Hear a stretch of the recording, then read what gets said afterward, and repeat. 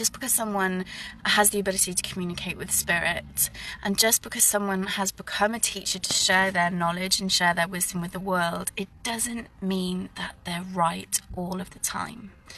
I think it becomes very dangerous when you become dogmatic about spirituality, and that is, that's one of the major problems with religions. That's why people are leaving religion en masse, is because things are not resonating with them.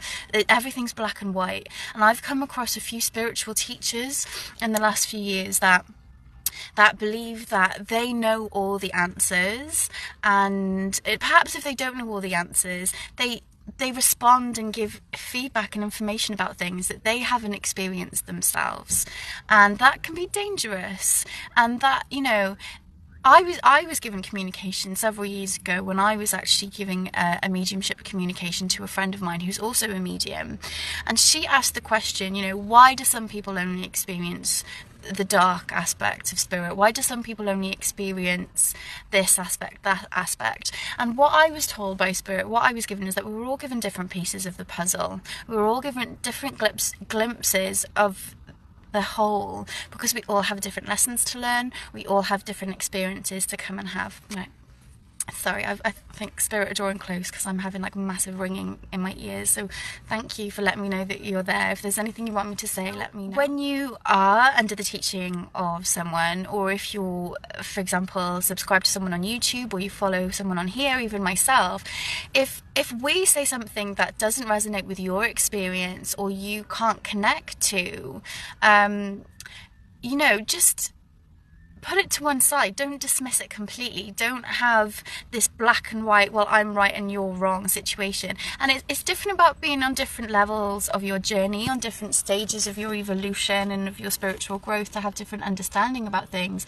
But to say something is wrong when you haven't had personal experience of it, to say that spirit and the universe and the way the world works categorically, how this is and that is, I think ego is coming in there. There's a great responsibility when you're a spiritual teacher, when you're a communicator, when you're a tarot reader or a medium or a mystic. There's a great responsibility because a lot of people put you on a pedestal and they believe everything you say is the gospel truth.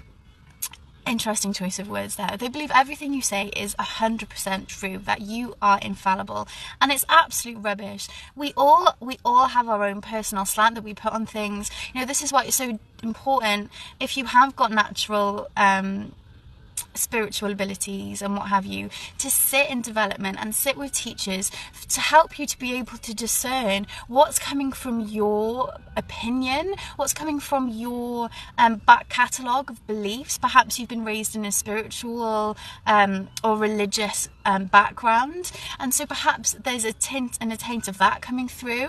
Perhaps you've got your own personal beliefs about certain situations, and so when you're giving communication about a certain situation that's in someone's life, you put your own opinion in there, and that is very, very dangerous.